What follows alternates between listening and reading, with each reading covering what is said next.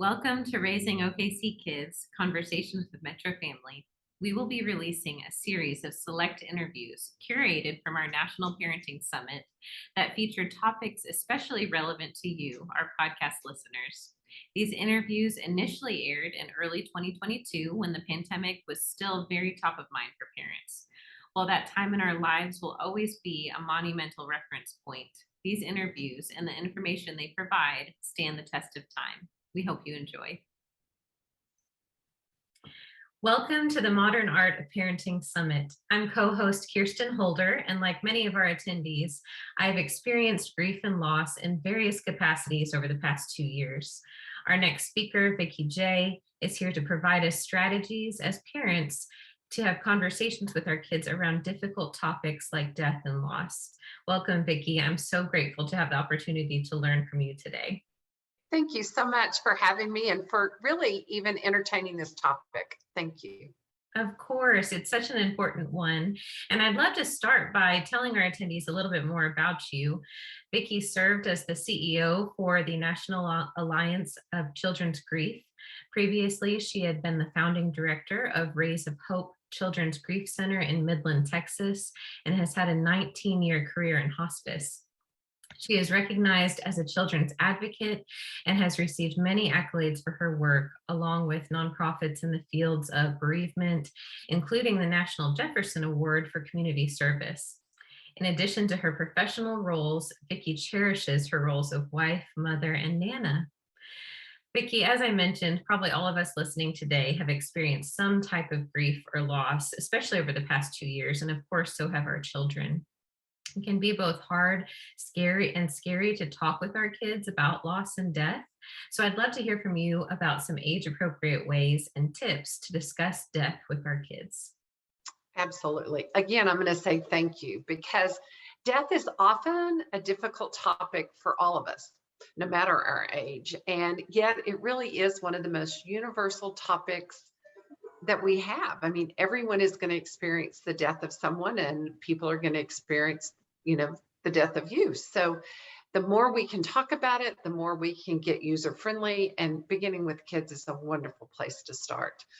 I honestly believe that the discomfort in the topic when you talk about kids and death is that we don't like to see those two words in the same sentence, and that maybe it's more about our own discomfort than it is about the kids being discomfortable with it, because they are pretty comfortable.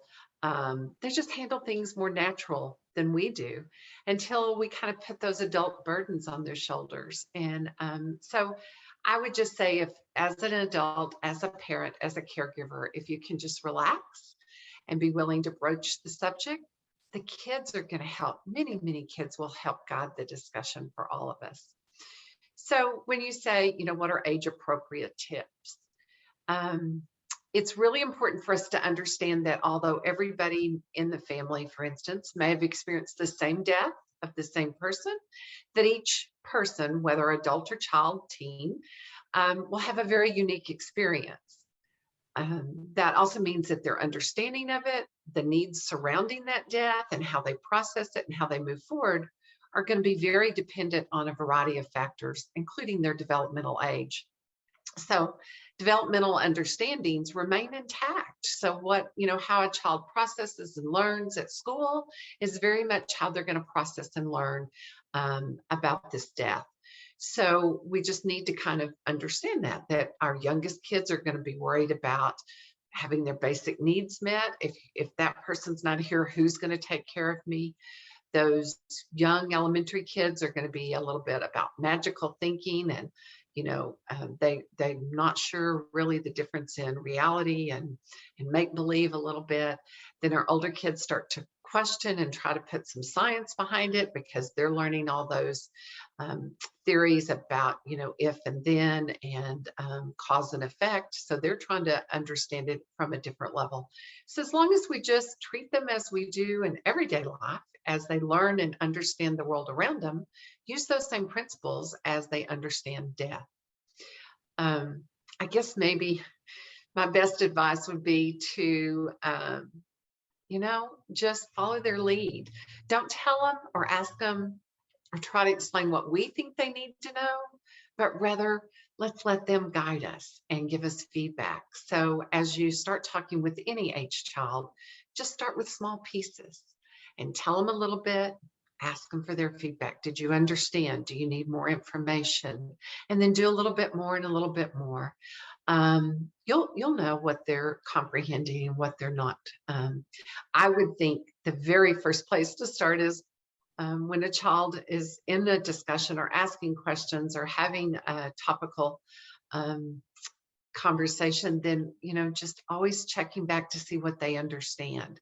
We as adults think we know, but very often their insight is very helpful as to where the discussion needs to go.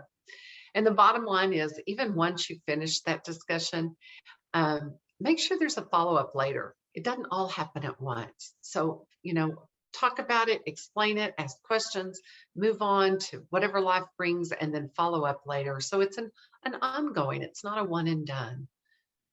As parents, I think sometimes we like to sit down and have the big tell-all. Okay, we're going to sit, we're going to have this conversation, and I'm going to tell you everything, and you're going to understand. And really and truly, that's not the best way that kids understand or process. They just need an open communication space where they can talk and ask and just share. So did I answer your question? Absolutely. And I think those are really great tips because, as you mentioned, with the big talk, so much of parenting is coaching and helping kids follow in a certain path. But this is almost the reverse of that, where you're following their lead and trying to figure out what they know and what they understand, what questions they have. Absolutely. We talk about it rather than being a teacher or a preacher. In this case, you're really a facilitator. You're helping bring out what they need to know and helping them understand it. But you're not really teaching or telling them all. You're following their lead. So, and I think you know your child. You know how much they can handle and how much they need, and just follow those instincts. I'd like to dive a little bit further into that. For a child specifically who has had a close loved one die, what does powerful bereavement support look like? And how can parents ensure that their child has access to that? That's a great question, because I think we all have a fear. If this happens to our child, then what? What does this mean in their long term? And really, with the right kind of support, children they're fully capable of successfully navigating, all of this that bereavement brings, and grow into healthy adults. So what I would say is, what does powerful bereavement look like? Really look at yourself, because your powerful support comes from you. You are the first person in your child's life. You're the most important person. So part of it is modeling. Part of it is looking at yourself and making sure that you're being appropriate, that you're sharing appropriately, that you're modeling good coping skills and coping behaviors, and that you're open to communication. And it's also a little bit, when you say, what does support look like? Doesn't mean it's all on your shoulders either. So part of modeling is being willing to seek help when it's needed, for yourself and for your kids. You mentioned that I was at a grief center, and one of the things we encouraged our parents to do, and our caregivers, many times it was grandparents, but was to come with the child. Because if you sent the child to get extra help, the message may be received as they're broken and they need to be fixed, rather than if you go together to seek help, either individually or separately, that the message could be received, we're in this together and we're going to get through it together. And so I think it's really important that you're comfortable asking for help, for yourself and for your child, and that you see it as a natural part of the process. The other thing for kids, the most powerful bereavement programs that I've seen across the United States in my role is really kind of based on peer support model. Kids are no different than us. they want to be with others like themselves. They want to be with their peers. When you have a toddler, so you have a lot in common with other parents of toddlers, but maybe not so much in common with parents of teens at this point in your life. We seek to be around those that understand kind of where we are. And kids have that same need. So they don't want to be the only one who has a mom or dad or grandparent or sibling died. They want to be with others, so it kind of normalizes it. So some of the most powerful support is putting kids with peers who have had similar losses and changes in their life. And what I would say is, as you look around your communities, every community is obviously different, but there are some that are fortunate enough to have bereavement centers or programs, or even children's bereavement centers. So that would be very targeted at supporting a child after a death.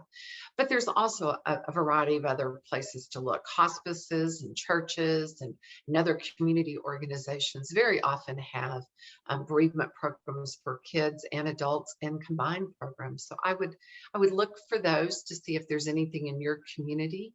I would also, some of those are just education and knowledge, and that's still very, very helpful. They're not all support group oriented.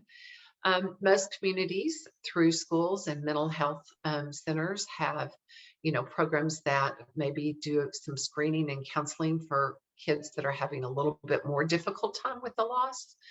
And then very basically, I think about public libraries. They contain helpful books for children and parents, but they also have a lot of listings for regional resources. It's a great place to reach out.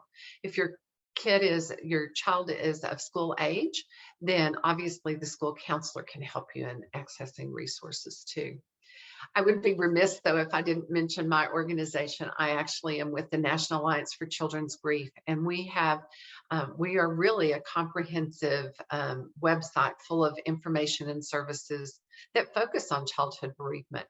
So if you go to childrengrieve.org, there are a listing of grief programs state by state, so you can click on their state and see what's available across the United States. But there's also a lot of downloadable resources, some activities, things to do between a child and a caregiver, just tips for the parents or caregivers. So what I think is there are resources out there, and this is new, perhaps. The world of loss and change is new to all of us every time it happens. And so as you grieve a death in the family or someone closely related or connected to the family, it's a time to look for resources. Don't hesitate at all to reach out. Find other people that have, unfortunately experienced a death too, and ask what was helpful to you. Where did you find help and support? You mentioned, the current status, I guess. Unfortunately, in the last 2 years, there is a lot of talk about grief and loss, just with all the challenges our nation has faced. So there's a lot of information out there. Just make sure you do your due diligence and don't just click on anything on the internet, but really do some reference material.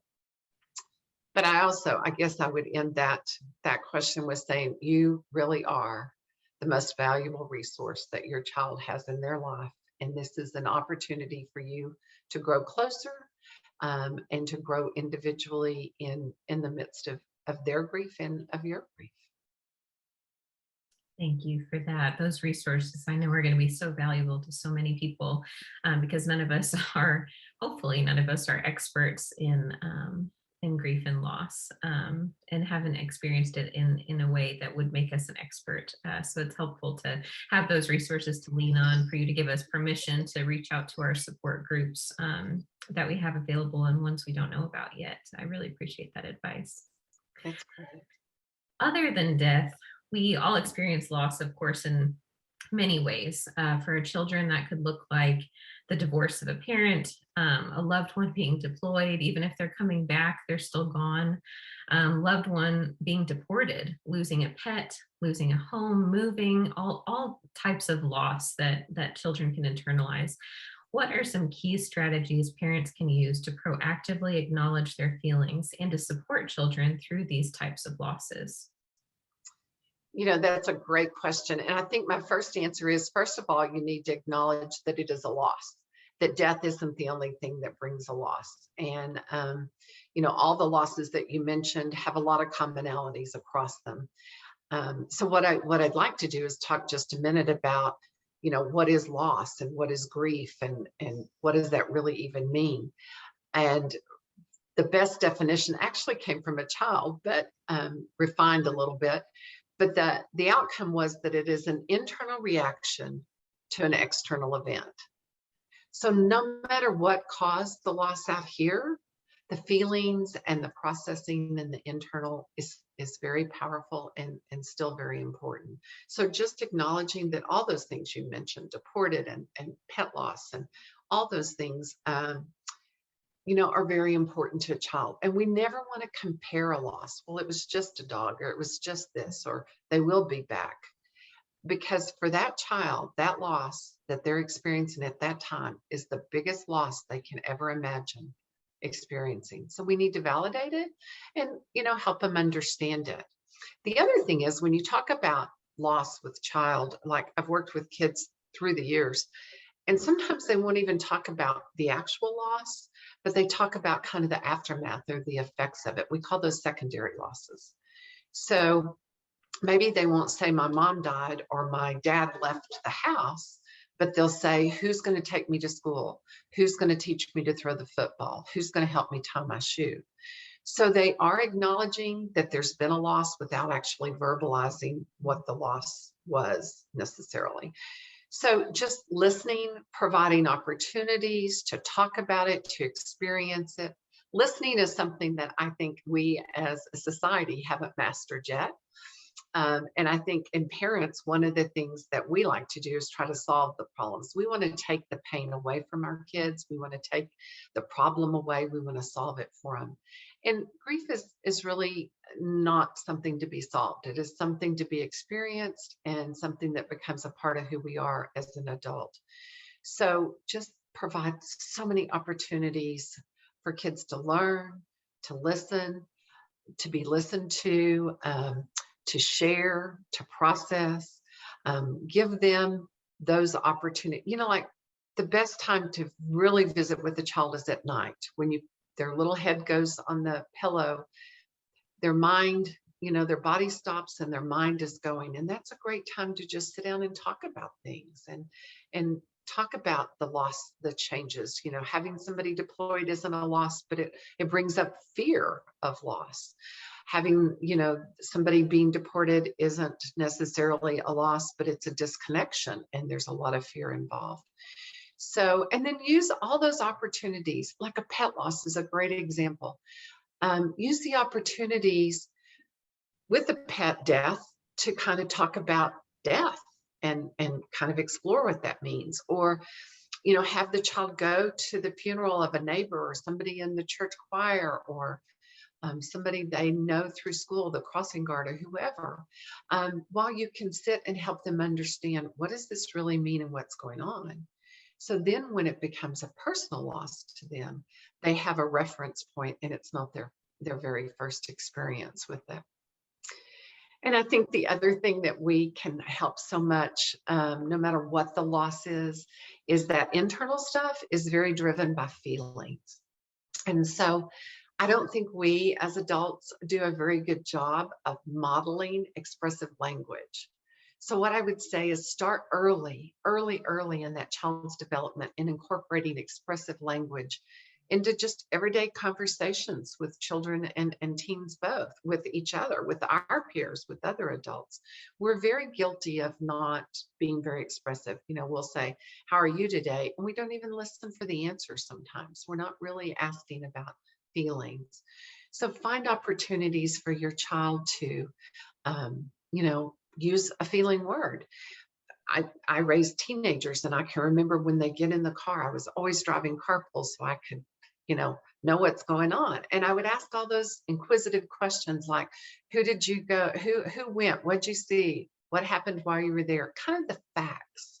And then I'd check it done. we miss the opportunities to discuss thoughts and feelings around experiences. So asking them about, how did you feel about it? What did you learn from it? Can you help me understand it? Just those conversations we have every day could look differently. And don't wait for the big loss or the big trauma in your life. Have it be a part of your natural conversation so that when something does happen, that you already have that rhythm with each other of being very expressive. Unfortunately, when I ask kids about their inexpressive language feelings, they use about 4 words: happy, glad, mad, sad, bad. 5 words, I guess. And they're very small words with very small little feelings behind it. But if you're madder than mad or you're sadder than sad, you need a bigger word. So helping kids understand and know how to use bigger words. You're very disappointed. You're angry, and angry is not even a big enough word. If you're madder than that, what are you? And just kind of help them explore the words of expression. And just know that words aren't always the best way. So your child may need other ways to express. Maybe they're not. Yours may not be to the expressive language part, maybe not talking a lot. So, actions and behaviors are very good clues into how they're feeling. So helping them name those actions and expressions with a feeling or expressive word is a very easy way to teach them how to use the language. Absolutely. We talk so much about identifying emotions, but if we don't teach how to identify emotions or model how to identify emotions early on, how are kids going to have that vocabulary and experience to draw from in these bigger situations where they really need to fall back on those words? Right. Absolutely. And again, it comes back to us. We can do so much just by modeling ourselves. I'd love to talk a little bit more about the times we're in right now, and your answer might be similar, so forgive me for being repetitive, but I think it's just so important to acknowledge our pre-pandemic normalcy is now lost. So many of our kids are experiencing what a school year looks like: disruptive and not disruptive, and then back to disruptive, not getting to travel to see family. So why is it so important that we acknowledge our own and our kids' feelings around these types of losses? We can't expect a child to handle anything unless we're willing to do it ourselves. So just having the, openness about what you're experiencing and feeling, but also protecting them a little bit from fear. So a lot of what this last couple of years has done is put a sense of fear in everything. And we want to flip that switch and get back to normal. And so I think understand that when you say, I'm worried about, go ahead and clarify further so that they're not just hung up on that one part of your sentence. They have a better understanding going forward. We have to acknowledge feelings in all parts of our world. We have to acknowledge our experiences. This has been an upside down world, no doubt, in the last 2 years. And if we think kids aren't noticing, then we're remiss, because they do notice. They pay attention to us and the world around them. So we need to help them understand it. One of the things I would say is that it is so much healthier if a child gets the information from you versus trying to process it on their own out there. So for instance, they hear other people complaining or showing concern about some things that have changed this year, or some things we haven't been able to do, or limits we've had placed on us as precautions. We need to make sure they understand why those limits are there, why things are changing, or why we need to do things differently, and help them really look at it. And I just, a side note, want to say a gift you can give to your child is to make sure that the last thing they do before they put their head on their pillow is not watch the 10 o'clock news or the 6 o'clock news or whatever time it comes on in your community, because that leaves a lot of undone questions. Just, helping us, just talking about it and finding ways to make normal out of abnormal time. So you can't go on your vacation, but what can you do instead? You can't go see grandmother, but what can you do instead? You're not at school, but what can you do instead? So helping them kind of problem solve and learn some resiliency in kind of coping skills. I don't know if I really answered your question, because when I get tied into this year, my mind goes crazy. I don't think you're alone in that. I think all of our minds go crazy when we're trying to process what just happened.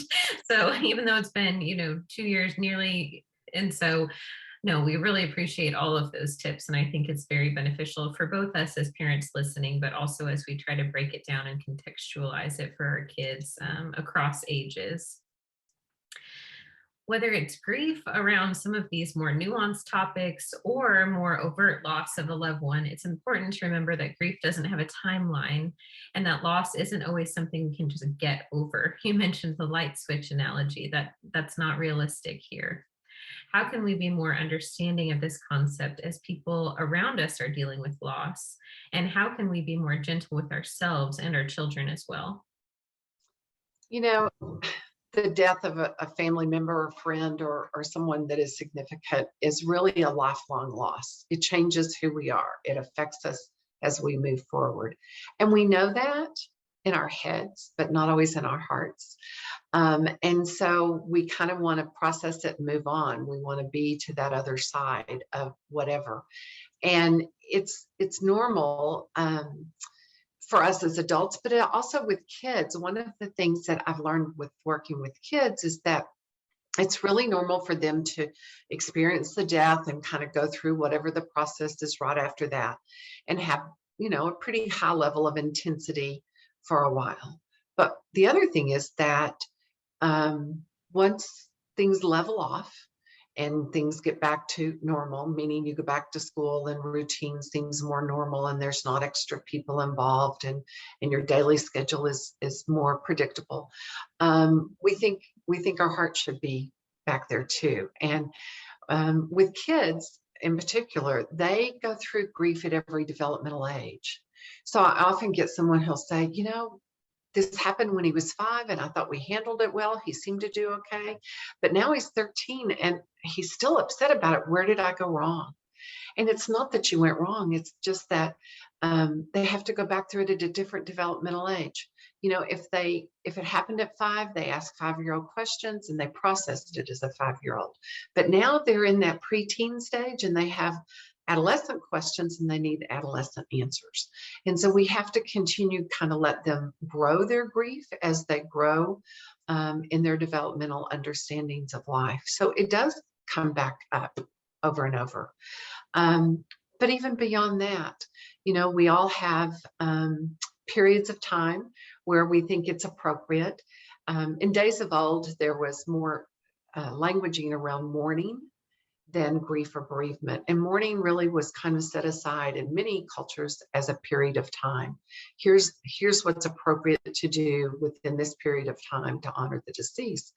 And we kind of captured it for individuals. And we don't do that quite as much anymore because we've learned that it's not a period of time, it is a lifetime. And just being gentle with yourself. Let yourself have those grief bursts.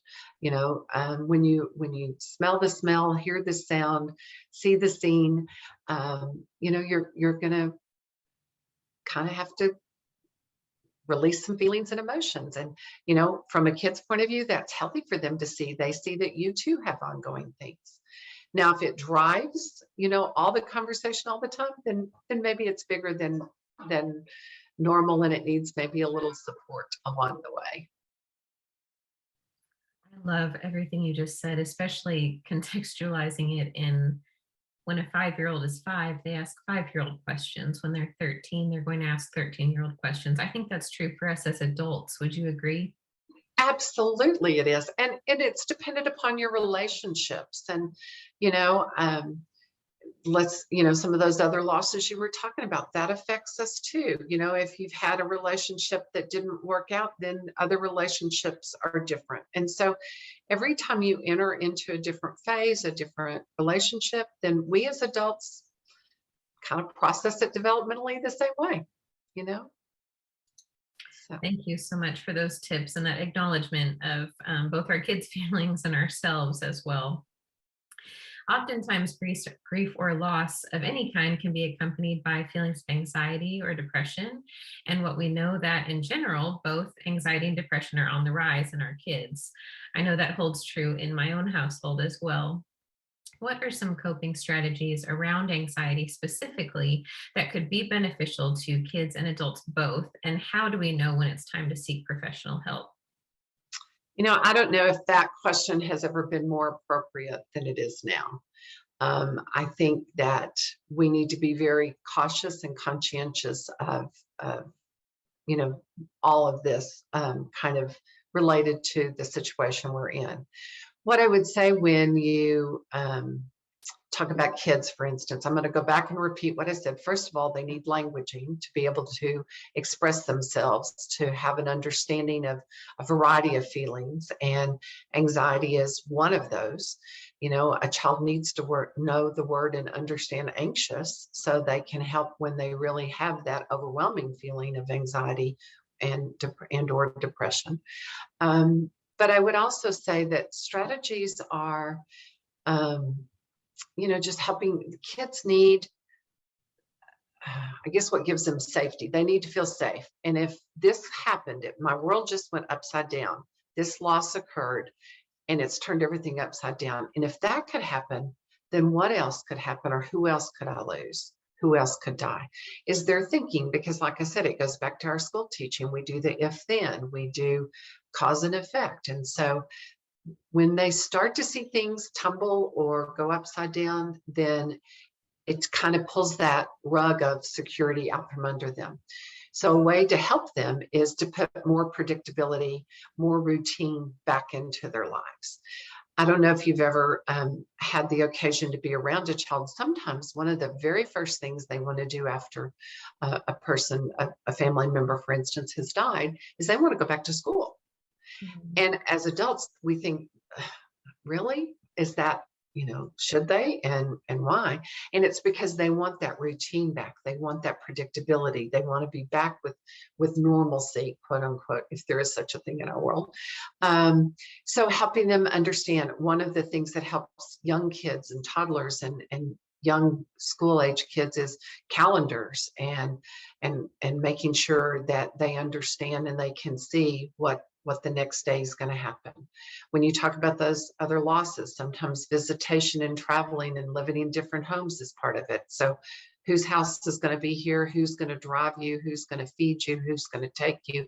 Just putting that security blanket around them so they feel that around them. How do you know when it's time to seek professional help? With a child, what I tell people to look for is when they're different than they were before. So, if they've always been anxious and they're anxious now, but it's something they can't control, then maybe that's time. When you feel like your grief is interfering with your ability to support them, it's time to seek professional help. When they can't function in a normal setting, they're not doing well at school, or, in relationships with siblings or whatever, when they truly cannot seem to function, then, it's time to ask for professional help. What I would say, though, is we have in our head sometimes a stereotypical, we think that the child who's screaming for help is the one that needs help. Sometimes it's the one who goes internal. So if they were different than they were before, if before they were a straight A student and now they're not, then it's pretty obvious something's going on. But sometimes the opposite is true. They've been very internalized, very, very soft, very inside, and all of a sudden they're not. If they've changed who they are and how they kind of handle daily life, then it's time at least to seek, an assessment to just see if you need help, or they need help. But I would also just throw in a kind of a caveat that you can help your kids if you're not doing well yourself. So it is not a sign of anything less than appropriate to seek help. Grief is hard. It is so hard on all of us. And we all need help, whether it's professional or friends or, we need help. And we all need all different kinds of help at different parts of our grief journey. So please, feel free to reach out and ask for help. Therefore, you can be a better support to your kids. Did that answer your question? Absolutely. And I was just about to say we cannot hear the message enough that we as parents have to take care of ourselves before we can do anything for our kids. It's so easy. Excuse me, I got a little bit choked up listening to you talk.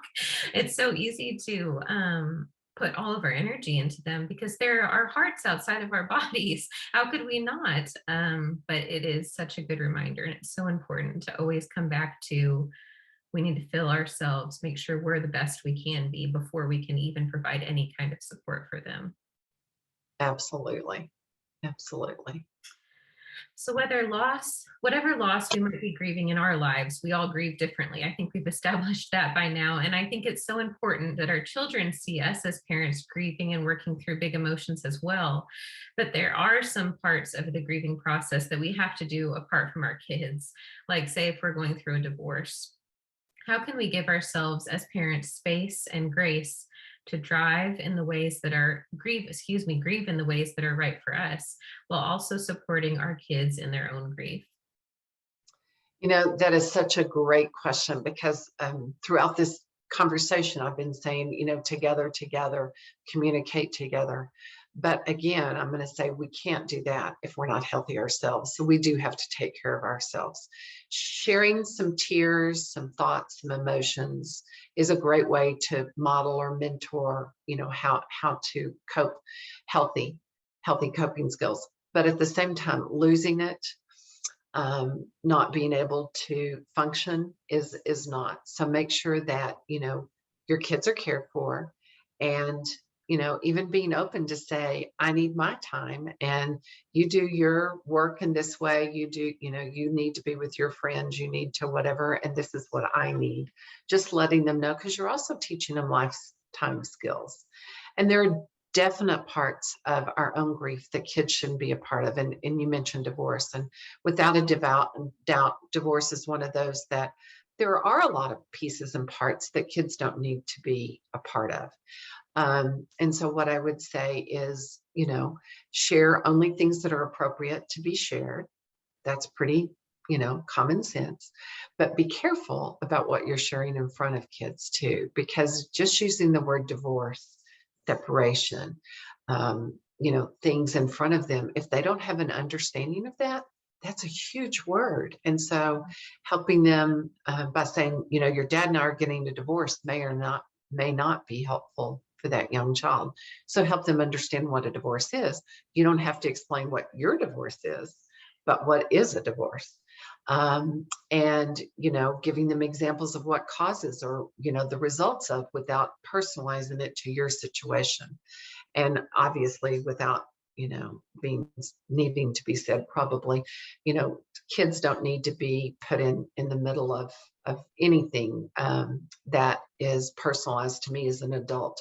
I need to support them, but I need to keep my personal facts and information in an adult world and not in a child world. An example of that, I'm sorry, I'm remembering a child who overheard a mom on the phone say, his dad and I are in a custody battle. So if you're 6 years old, what does custody battle mean to you? Custody, you don't have a clue. Battle, you understand. But battle is a war of weapons and whatever battle is to that child, especially in today's world. So, custody is words on paper. So if you can help them understand that it's just a battle on paper versus a physical battle that they may imagine in their head.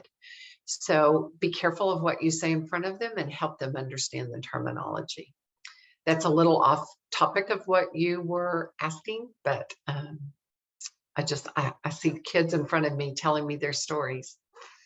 I'm so glad you did. It's sometimes hard for us to remember that they might understand one part of the word or phrase, but not the other. And then they're drawing conclusions that might be way scarier than what the actual, situation is. So I do appreciate you pulling that example.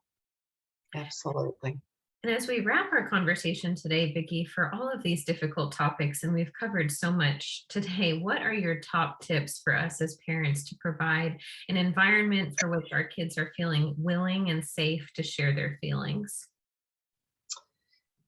The very first thing is none of this can happen if you don't take care of yourself. So take care of you, whatever that means to you, take care of you. If you can't take care of your kids, make sure they're taken care of, first and foremost. And then I would just say, be honest with your child. You don't have to tell your child everything. You don't have to share everything, but whatever you share needs to be true. It takes a long time to build a relationship of trust, and it doesn't take very long to shut that down. So just make sure that you use simple, direct, age-appropriate information, mannerisms, and everything you say is true. And just know that they will hear things from other people. So you need to make sure that that anything that they need to hear from you. And I think I mentioned it earlier, but I think a skill set that we all need that kind of provides that environment that you just described is better listeners. Listen to your child, let them ask questions. Don't be afraid to say, I don't know. Don't try to solve their problem. Just listen, just be with your child. And then we talked about it a little bit when we're talking about the different kind of losses. Just acknowledge your child's grief. And their grief may be different than yours. They may be grieving something you're not. They may not be grieving what you're grieving. For instance, we assume that all loss is bad. But there's times when a child says, I'm glad he died because he's no longer in pain. So it's not negative. Or I'm glad she left. There's no more fighting in the home. So just acknowledge your child's grief as their grief and don't try to match it to yours or anybody else's. And just know that they're going to move in and out of grief today and next year and for the next parts of all their life, their entire life. And then share. Just share yourself with your kid. Tell them how you're feeling, share your stories, talk about languaging, share expressions, tell them when you were afraid, sad, angry. Let them see you as a child. Let them understand that you haven't always been an adult, that you were a child and children grow up to be healthy adults. And it normalizes so much of what they are experiencing. And then pay attention to your child. You have a very unique child. If you have 5 kids, you have 5 unique children. And just be creative in meeting their needs in the way they need them met. They may be creative, they may be readers, whatever it is, but follow your child and be creative. At the same time, not all life goes out the door. So you still have to maintain clear expectations. Like I said, those routines, keeping rules and boundaries. So many times we've heard, especially from our teens, that, all the rules went out the window because this loss or change happened in our home. And kids really see, and this is a lesson that I'd love to share with parents, but kids see rules or boundaries as safety nets. They care enough about me to keep me safe. And so many times we as adults want to give in and let those rules and boundaries go away. But the message could be received, I guess they don't care how safe I am. They get that security from knowing that you're going to help them maintain their life. And then I would just say, love your child. Reassure them that they are loved, they are loved, they are loved, no matter what. I don't know, but I love you. I don't know, but I love you is something that they need to hear as many different times. And reassure your child that, life and death is what it's all about, and help them understand that the tree dies, the flower dies. This is normal, and I can't promise you that I or others are not going to die, but it is just part of life, and there'll be a plan and support if such an event occurs. So we're going to to maintain that. And I guess the other thing is life can't go back to like it was. So you're going to have to create new family traditions, new rituals, new ways of doing things, new ways to acknowledge the grief and honor the memory of the people who are no longer here, whatever that means to you and your family, your culture, your religion. It's important that you involve the kids in it and you all do it. And maybe one last thought is just be patient. Grief is messy. It's hard. It's ongoing. And you and your child or children are all going to be grieving, and just be patient with yourself and patient with your child, and know that you're going to grow and change and continue your life story together. I hope that was helpful. Everything you've said has been so helpful. I was just thinking about how everything we've talked about today is so much of how to become the best parent we can be to our child through the lens of grief or not. So many of these steps that you've encouraged us to take are steps we need to be taking, whether or not we're in a situation of grief or loss. And I so appreciate you breaking these things down for us, and really reminding us that there's help and that we can take care of ourselves as well as our families. Everything today, Vicki, has been so helpful. I so appreciate your time. And for our attendees, you can learn more about the National Alliance for Children's Grief at childrengrieve.org. And you can connect with the organization on Facebook, Instagram, LinkedIn, Twitter. Thanks so much, everyone, for joining in. Thanks again, Vicki. Thank you so much for this opportunity.